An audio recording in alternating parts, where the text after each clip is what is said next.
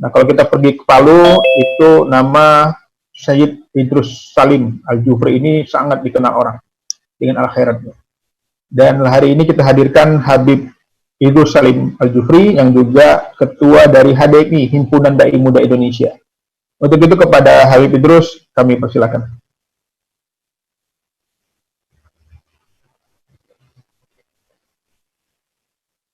Silakan Habib.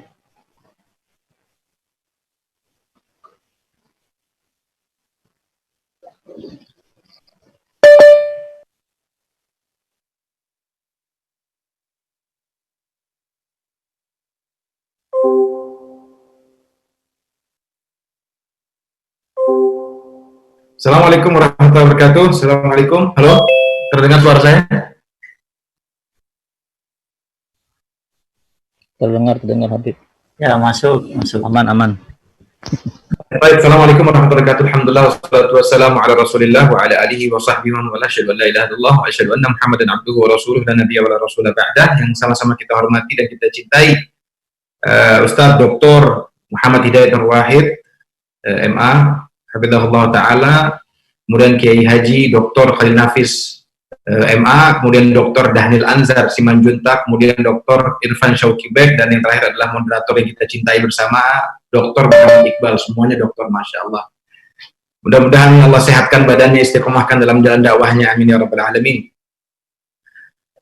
Alhamdulillah, saya dikasih di waktu terakhir, biasanya waktu-waktu yang sudah minim untuk berkomunikasi, tapi insya Allah saya akan menjelaskan. Ada 4 poin yang insya Allah saya akan jelaskan. Yang pertama adalah tentang kontribusi Al-Khairat, terutama Al-Habib Idrus bin Salim Al-Jufri yang saat ini insya Allah kita akan bahas sedikit tentang beliau. Kemudian peran warga keturunan Arab, terutama di Indonesia, dan juga habaib serta ulama untuk NKRI sedikit ya. Kemudian pokok pemikiran mereka, dan yang terakhir adalah tantangan kaum muda saat ini dan juga solusinya insya Allah. Baik, singkat saja insya Allah dalam waktu seberapa jam kita akan jelaskan.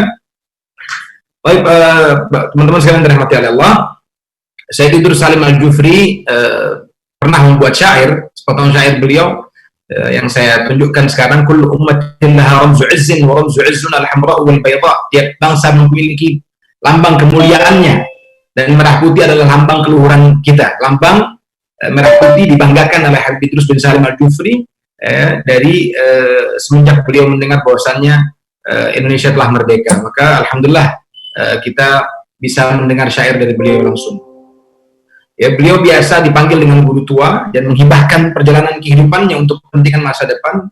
Ya, pembangunan bangsa di bidang pendidikan yang ada di Palu saat ini sudah ada 1.700 madrasah, ya, 1.700 madrasah lebih. Ya.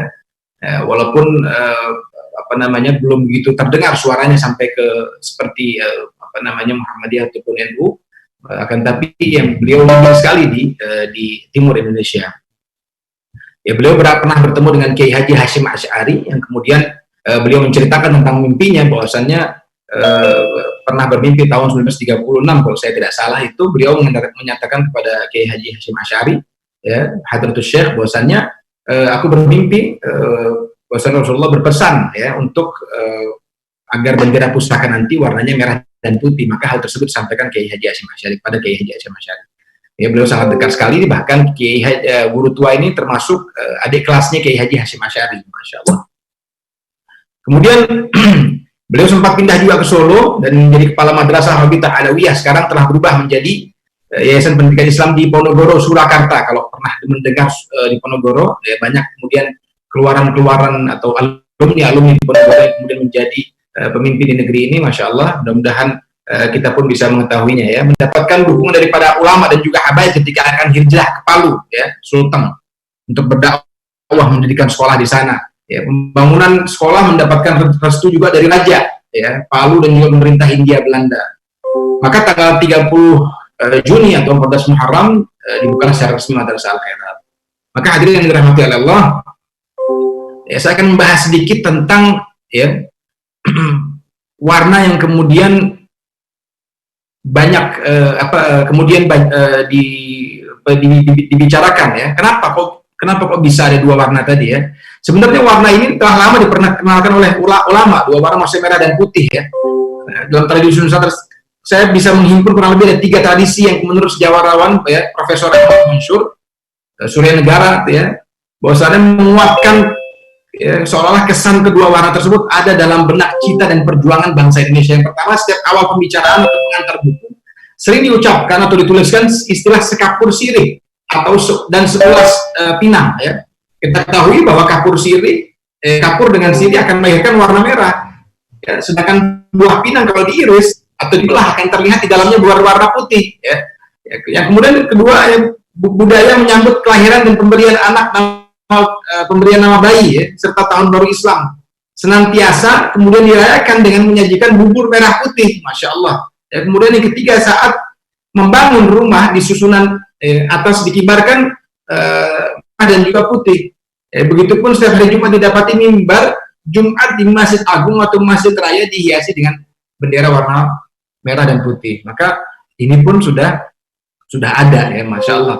Kemudian teman-teman sekalian dirahmati oleh Allah, apa kemudian peran warga keturunan Arab atau habaib serta ulama di NKRI ya? Kalau Belanda menyebut orang Indonesia itu sebagai inlander atau bangsa kuli, yang kemudian menyakitkan hati Soekarno pada saat itu ya.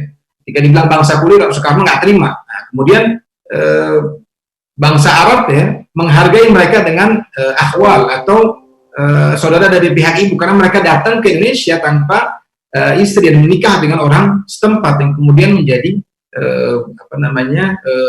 suami dan juga istri dan memberikan banyak anak dan juga keturunan. Ini yang dilakukan oleh Habib Idrus juga ketika Putri Kaili kemudian dinikahkan oleh Habib Idrus dan mempunyai 2 anak ya. Sampai sekarang kedua anak tersebut masih hidup. Kalau dari keluarga saya, dari Aminah ya, seorang ibu dari Pekalongan, Aminah binti Talib Al-Jufri, kemudian menikah dengan Habib Idrus, melahirkan Hajjah Lulu, kemudian mempunyai anak namanya Dr. Salim yang juga ayah saya sendiri ya. Kemudian datangnya orang Arab ke Indonesia itu disambut hangat ya, oleh rakyat Indonesia. Kadang kita suka salah persepsi kedatangan Arab ke Indonesia ini. Pemerintah Belanda yang menyebutkan bahwasannya itu imigran Yaman Selatan datang ke Indonesia pada abad ke-19. Ya, orientalis seperti Sunok Horgonnya juga menyatakan Islam masuk ke negeri Indonesia bukan dari Arab tapi dari Gujarat. Ya, tujuannya adalah untuk menghilangkan pengaruh Arab di Indonesia yang di mata Belanda sangat berbahaya bagi kelangsungan hidupnya tanah jajahan. Nah, sekarang saya akan jelaskan sedikit siapa saja sih sebenarnya kemudian tokoh sedikit ya, kita akan jelaskan ya, beberapa tokoh yang kemudian menjadi penting ya ketika kemerdekaan Republik Indonesia. Yang pertama adalah Habib Ali bin Abdurrahman Al-Habsyi, Kuitang. Siapa yang kita nggak tahu, mungkin Kiai Khalil pun mengetahui tentang Kiai Haji Habib Ali bin Abdurrahman Al-Habsyi. Begitu juga dengan Dr. Hidayat ya, semuanya juga kita mengenal beliau. Ya, beliau bisa dibilang seorang yang pertama kali kemudian mempelopori majelis taklim di Indonesia ya. Dikisahkan bahwasanya Soekarno pernah berada di rumah beliau selama 4 bulan. Dan ketika Indonesia diumumkan, Habib Ali naik atas mimbar dan mengumumkan bahwasanya Indonesia telah merdeka. Jadi kalau 10.17 Indonesia dinyatakan merdeka, maka pada jam 12 atau waktu zuhur, waktu Jumat, pada saat itu hari Jumat, beliau adalah orang pertama yang kemudian di masjid dan di majelis taklim kemudian menyatakan bahwasanya Indonesia telah merdeka. Kemudian sebelum memproklamirkan kemerdekaan RI, Soekarno terlebih dahulu menemui Al-Habib Ali Al-Habsyi untuk meminta pendapat hari dan juga waktu yang tepat dalam membacakan proklamasi. Ya. Ini kemudian menjadi banyak bacaan dan kemudian banyak sejarah tentang hal ini. Ya. Kemudian Habib Ali yang menentukan waktu dan juga tanggalnya. Kemudian mendorong berdirinya partai berasaskan Islam yang dikenal dengan Partai Syarikat Islam. Satunya yang mendorong dan yang memberikan kontribusi adalah Habib Ali. Kemudian Al-Habib Muhammad Hussein Al-Mutahhar, ya, Al-Mutahhar. Jadi bukan mutahhar atau bahasa kitanya hak mutahhar, itu sebenarnya adalah seorang habib, ya. Al-Habib Muhammad Hussein bin Salim, ya, bin Ahmad Al-Mutahhar, ya, ini dari Semarang, banyak dari Semarang, dari Al-Mutahhar. Lebih dikenal dengan hak mutahhar. Jadi banyak sekali beliau kontribusi juga untuk negara kita. Dan beliau adalah seorang komponis musik Indonesia, ya, terutama untuk lagu kebangsaan dan juga anak-anak. Ya, kita tahu lagu ciptaannya adalah Merdeka, dan sempat dinyanyikan oleh Dr. Hidayat Nur Wahid, ya. Beberapa video kita mendengar, ya. Dan juga Hirul Syukur, ya. Dan juga Al-Habib Hussein Mutahhar juga terlihat sebagai tokoh yang membidani lahirnya, ya, pasukan Paskibraka atau pasukan pengibar bendera pusaka, ya. Kemudian tokoh utama Pandu Rakyat Indonesia dan juga pramuka, ya. Nah, kemudian yang ketiga adalah Sultan Syarif Qasim II. Siapa yang nggak kenal beliau di Riau, ya. Saya punya banyak teman dari Riau yang kemudian mengenal tentang surat Sultan Syarif Qasim. Yang kedua, ya, beliau tidak memiliki keturunan, akan tapi keturunan dari saudara-saudaranya yang kemudian ada di Riau sampai saat ini. Ya, Sultan Syarif Qasim ini menghibahkan, ya, memberikan kepada Soekarno-Hatta, ya, kemerdekaan sekitar 13 juta, ya, golden, atau sekitar 69 juta euro, atau sekitar 1.000 triliun kalau sekarang, ya, dan menyerahkan mahkota serta pedang Kesultanan Siak. Sekarang Siak pun menjadi masih menjadi masukan Indonesia yang terbesar juga. Untuk kedua kalinya, Sultan juga menyerahkan 30% dari kekayaannya berupa emas kepada Presiden Soekarno di Yogyakarta. Bahkan ada satu sejarah yang kemudian menyatakan bahwasannya pemberian daripada Sultan Hamengkubuwono itu 2 kali lipat pemberian dari Sultan Syarif Qasim. Artinya Sultan Syarif Qasim jauh lebih besar dibandingkan Sultan Hamengkubuwono. Kemudian Syarif Abdul Hamid Al-Qadri, ya, kita tahu semua Sultan Abdul Hamid Al-Qadri atau biasa dipanggil dengan Sultan Hamid II, ya. Di Pontianak, lahirnya 1913, kemudian meninggal tahun 1978 di Jakarta, ya. Sempat menjadi salah satu peserta konferensi meja bundar, ya, saat Belanda akhirnya mengakui kedaulatan negara Republik Indonesia. Para hadirin dan hadirat teman-teman sekalian, dan beliau juga adalah orang yang menggagas lambang negara Indonesia. Saat itu ada 2, Ahmad, ya, ada 2 yang dipilih adalah kepunyaan daripada Syarif Abdul Hamid Al-Qadri tahun 1950. Ya, kita bisa melihat sejarahnya. Kemudian yang terpilih adalah kepunyaan beliau karena lambang yang satu lagi ada sedikit gambar matahari yang menyimbolkan Jepang atau komunisme, ya, dan lain sebagainya. Maka hari ini kemudian tidak terpilih, maka lambang daripada Syarif Abdul Hamid Al-Qadri yang terpilih. Kemudian ada lagi Syed Asad Shihab, ya. Ya, beliau adalah salah satu orang yang kemudian mendirikan kantor berita Arabian Press Board, ya. Kata Arab sebenarnya dibubuhkan untuk apa? Mengelabui Belanda, ya, yang berupaya menekan dan membubarkan setiap gerakan yang berbau Indonesia. Ya. Kemudian terakhir adalah Faraj bin Sa'ad Martah, ya. Saya beberapa ada yang ketika saya share video saya, kemudian saya jelaskan tentang Faraj bin Sa'ad Martah yang memberikan rumahnya di Jalan Pegangsaan Timur 556 dan juga memberikan madu untuk Soekarno saat itu sedang sakit malaria dan juga beri-beri, ya, madu yang kemudian disebut dengan madu sidir buhiyah atau bahiyah, ya. Ya, kemudian yang terdapat di dalamnya banyak sekali antibiotik yang kemudian menghancurkan penyakit-penyakit daripada tubuh daripada Insinyur Soekarno. Ya, beliau juga banyak sekali menghibahkan hartanya, ya, termasuk tanah di daerah Masjid Al-Azhar yang sekarang kita masih bisa nikmati. Nah, kemudian yang kedua atau yang ketiga adalah pokok-pokok pikiran ulama tentang Indonesia yang dicita-citakan di masa depan. Ini penting, kenapa? Karena saat ini kita harus lagi-lagi mengambil apa yang diberikan oleh ulama-ulama tentang Indonesia kepada kita. Nah, Yang pertama adalah negara kesatuan Republik Indonesia adalah perspektif kedaulatan yang ada dalam benak para ulama kita. Maka karena itu, ya, dengan legowonya, para ulama kemudian berkenan merevisi kalimat sila pertama dalam Piagam Jakarta, yaitu ketuhanan yang Maha Esa. Sila pertama yaitu ketuhanan dengan melaksanakan syariat Islam bagi pemeluk-pemeluknya menjadi ketuhanan yang Maha Esa. Demi apa? Demi keutuhan NKRI. Jadi sempat berubah, ada kata-kata melaksanakan syariat Islam bagi pemeluk-pemeluknya. Akan tapi dirubah menjadi ketuhanan Maha Esa, nggak ada masalah.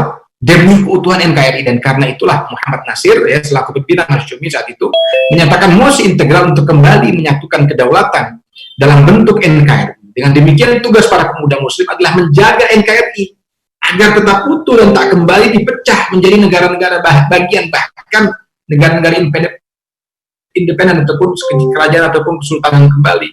Nah, kemudian yang kedua, untuk mempersingkat waktu, ya, selain bentuk negara kesatuan, sikap terhadap kekayaan tanah airnya yang telah diperjuangkan oleh Insinyur Juanda yang merupakan tokoh daripada Muhammadiyah, tentunya juga merupakan warisan yang perlu kita jaga.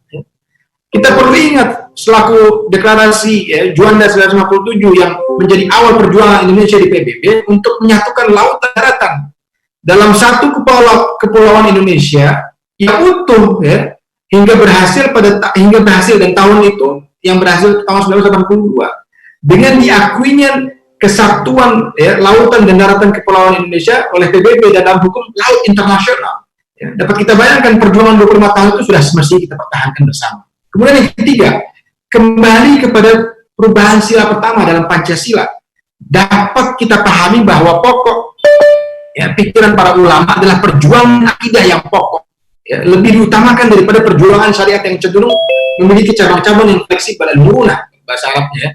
Jadi perjuangan akidah ini lebih diutamakan. Untuk yang cabang-cabang kemudian itu sangat sekali ditolerir. Ya, makanya NU dan Muhammadiyah melalui Kiai Haji Hasyim Asy'ari dan Mbah Dahlan, ya, itu tidak ada masalah dalam menjalankan, tidak ada masalah. Yang penting pokoknya itu, ya, sampai sekarang pun masih kita rasakan bagaimana kemudian adanya sedikit, ya, walaupun kita tahu bahwasannya itu adalah satu kesatuan. Yang penting adalah pohonnya dan bukan cabangnya. Karena itulah ulama memperkenankan dihapusnya kalimat menjalankan syariat Islam bagi pemeluk-pemeluknya, ya, namun diganti dengan penegasan ketuhanan yang Maha Esa, yaitu Allah Azza wa Jalla. Begitupun pokok pikiran yang tersimbolisasi dalam sila-sila berikutnya, yaitu kemanusiaan yang adil dan beradab, persatuan Indonesia, al-wahdah, ya. Rakyat. Waktunya selesai. cepat sedikit, ya. Yang terakhir adalah saat ini dan tantangan kaum muda, ya, adanya usaha memeras Pancasila menjadi 5 sila, trisila, ya, menjadi ekasila. Memang betul ada sejarah terkait dengan Soekarno tentang Pancasila dan ekasila tersebut, namun sejarah itu bukan keputusan bersama, ya, bahwa ada hal yang sudah diputuskan bersama itu Pancasila, dan ini yang harus kita hormati dan kita pertahankan. Nah, kemudian yang kedua, mempersingkat waktu lagi, insya Allah dalam waktu 2 menit dan 1 menit, insya Allah, bahwa kemerdekaan Indonesia telah dinyatakan dalam pembukaan Undang-Undang Dasar 45 sebagai berkat rahmat Allah, ya.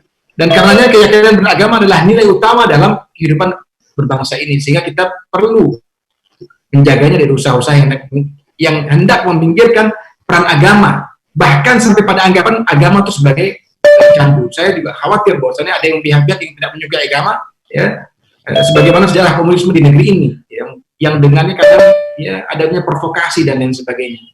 Maka tantangan kita adalah jangan sampai termakan oleh provokasi yang biasanya sebagai senjata komunisme tadi. Yang ketiga adalah yang terakhir, toleransi dan kolaborasi merupakan sunnah kehidupan, sunnatullah fil alam, yang sudah dicontohkan oleh Rasulullah ketika di Madinah. Bagaimana hidup akur dengan Yahudi juga, ya, sama.